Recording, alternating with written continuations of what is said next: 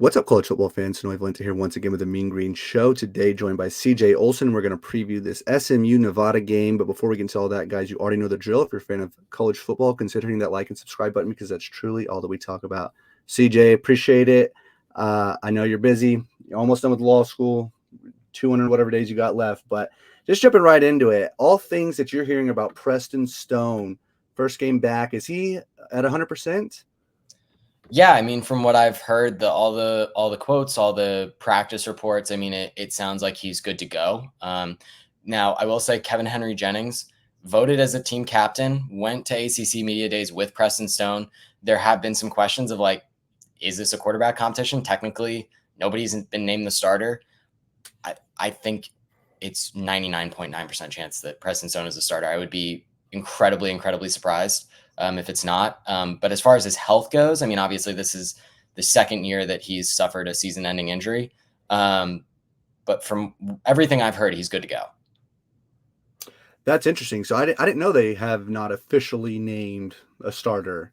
Is there any telltale sign of when that will be? No, not that I'm aware of. And, maybe they did announce and I missed it. But yeah, there's been a lot of discourse amongst SMU fans. Like there's some that, will just try to have like a measured conversation and others will just like shoot you down and be like, no, Preston's a starter. And it's like, well, clearly the team respects Jennings because they voted him a captain. Clearly Coach Lashley sees something because he brought them to ACC media. He brought both of them to ACC Media Days. Like clearly there's something there. Like there at the beginning when it was just the media day thing, there was talk of like, well, it's just political. You need to have a good backup in today's day and age and the transfer portal and all that. Like you can't just like hoard guys. Like you have to keep relationships up. You have to keep appearances up. So like he brought him to like retain KHJ as a backup, but I don't know. Based on the fact that he's a captain, I think that says something, but I don't know necessarily that like we should expect to hear anything. I think both quarterbacks do get to play. I know we're going to talk in a little bit about specifically the matchup and the big spread that there is. I think that's going to give both quarterbacks an opportunity as well as some guys further down in the depth chart. It's going to give them an opportunity to, get some tape out there. But yeah, I think Stone is presumptive QB1. What are some of the biggest questions for SMU going into this season, as well as, week 0 against Nevada? Yeah, so I think going into the season, the biggest question is going to be the week in, week out powerness of a Power 4 schedule, or powerfulness of a Power 4 schedule. I think that's something that, like with Texas and Oklahoma going to the SEC, there's been a lot of talk of like, well, can they deal with, there's been talk of like, well, when Texas has a down week against BYU or Cincinnati or whoever last year towards the bottom of the Big 12, they can survive that. But when you look at some of the teams in the bottom of the SEC, it's harder to survive. And so that's kind of a similar conversation that's been talked about with the ACC. Like, the game against East Carolina, SMU, I would say, was not SMU's best game. I would say it was a B- effort.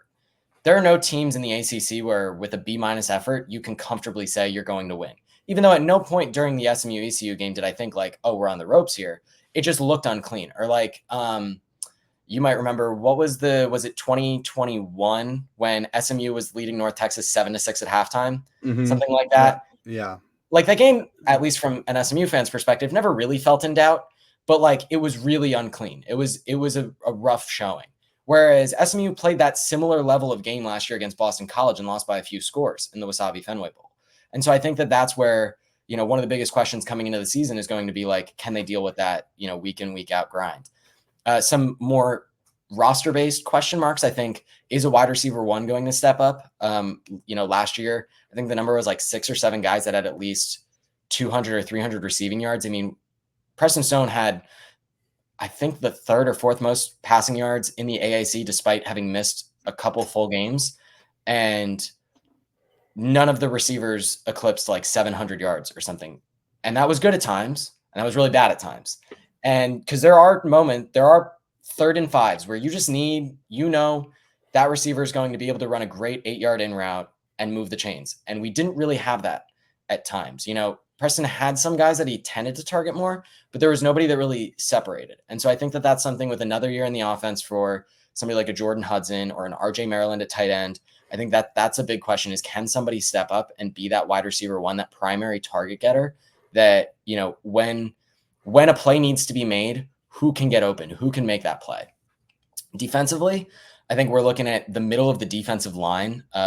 SMU does return a lot of the defensive end talent that it had last year, a lot of the production. Elijah Roberts is coming back. That's huge for the team. They bring in Jafari Harvey from the transfer portal. That'll be big. Isaiah Smith is somebody that was starting to come along towards the end of last season. I believe a redshirt freshman last year, if I'm not mistaken. But the inside is where there are some questions. Brought in Jared Harrison Hunt from Miami, a guy that, Coach Lashley is familiar with, having coached, well, not since, Coach Lashley's on the offensive side, Harrison Hunt's on the defensive side, not having directly coached him, but having been around, he knows that he can play at this level, hopefully. But, they lose Elijah Chapman, who has been making some incredible plays in preseason, despite being undrafted. I think that's going to be the biggest question mark on defense. And then linebacker depth is another sort of secondary, maybe even tertiary concern for the defense. After Ahmad Walker and Kobe Wilson, it does kind of get a little bit not questionable, but you get a little inexperienced. Brandon Maiazono got a lot of special teams work last year as a true freshman. He's a true sophomore this year. Somebody pretty low rated, but didn't need a redshirt season, which was, promising. And you're also looking at Alex Kilgore, who had a great freshman campaign. He was somebody coming into the season I was super high on. I don't remember if we did one of these last year and talk specific names. If we did, I definitely brought him up as an up and coming guy, just because I remember watching his tape and just thinking like once he identifies the hole to hit, I don't know that I've ever seen anybody with as quick of closing speed for a 3-star. Obviously you get a 4 or 5-star and they're just freak athletes. I legitimately think he should have been a low 4-star, maybe even better, just with how quick he is north to south. And that's going to be huge in the Scott Simons defense, because that defensive line can kind of move the offensive line where they want to be to create sort of those lanes for the linebackers to fill in obvious run situations. So linebacker depth is a little bit of a concern. It's not so much a concern. It's more so like because they also bring in Brandon Booker as well from Utah. So like who's going to kind of step up? But only having 5 names at linebacker is like a little concerning, because all it takes is 1 or 2 of them to go down and you're looking and going, who's next? So that's why the depth more so is a little bit of a concern. So that's my answer.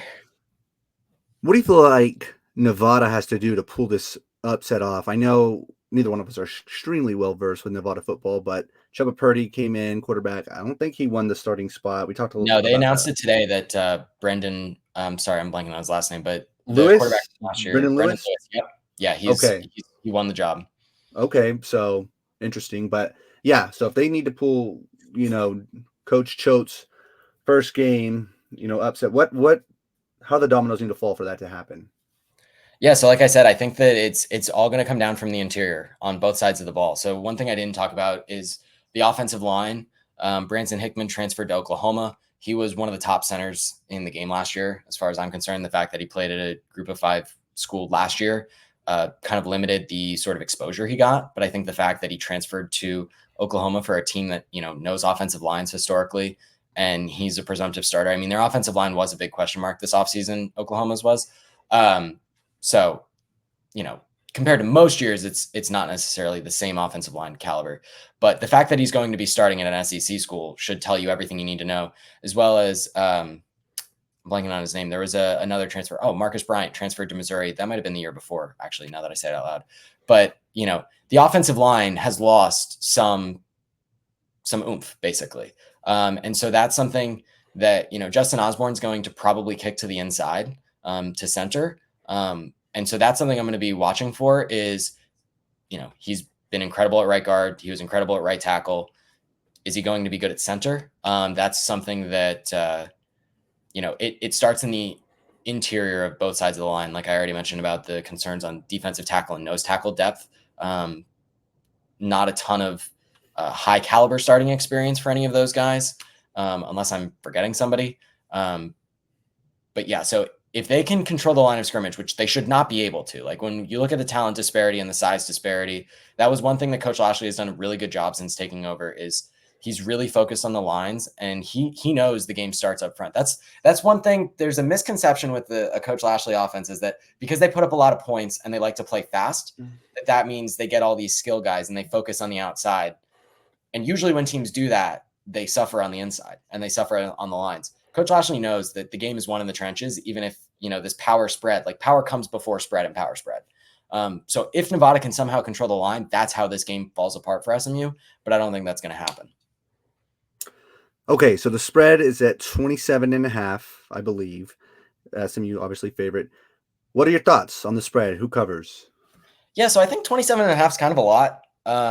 It opened at 19.5, which I thought was not enough. I thought it was going to be, once you get to a certain point with numbers, like you're really, like you're not like points, like 1 point is not a big difference once you get to a certain number, once you get far out in the distributions.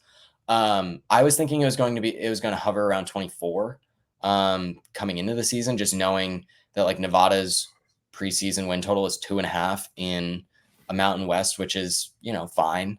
I think the ceiling of the Mountain West is pretty low, especially now that Malachi Nelson has not won the job at Boise State. I think that's pretty telling. That, they're the odds-on favorite of the conference, and we already saw what their quarterback last year looked like in Madsen. But anyway, so the fact that their over-under is 2.5 in a pretty weak conference, 27.5 feels fine. I wouldn't be surprised to see SMU cover. The one thing I would be concerned about if I were betting on SMU, which I haven't decided if I want to or which side I'm going to be betting on, I would just be a little wary of the fact that Coach Lashley does like to rotate a lot of guys, especially in the second half of games where the game's already over. Last year there were a couple of games where SMU put up 69 points. So just because the starters are coming out doesn't necessarily mean they're going to play with less intensity. And you look at the backups, some of those guys were key contributors to a team that won the AAC conference championship last year, including Kevin Henry Jennings making his first career start in that game. So I don't know. I'm kind of taking a really long way to say I don't know. I guess I would go with, lay it with SMU. I think, 4 touchdowns. If it were 28.5, I think that's where you kind of get into a different conversation because, that round number of 28, that's a number of importance. Because my prediction's going to be 49-7 or 49-10. I really think this defense has not a lot that it needs to work out, but I think it needs a lot to gel together. And I think that the playing time is going to be helpful there. And I think that they're going to really focus on, not giving up easy points, easy yards. I think they're going to take a lot of pride in playing a full 60 minutes. That's something Coach Grizz has done a great job instilling as the strength coach is, hang a 50, put up 50, hang a 0 as far as beat your opponent by 50 every game. So yeah, you know what? Let's go SMU to cover. CJ, I appreciate it. Good luck this fall with all your law school and balancing your football coverage. And I'm sure we'll talk again soon. Thank you. Sounds good.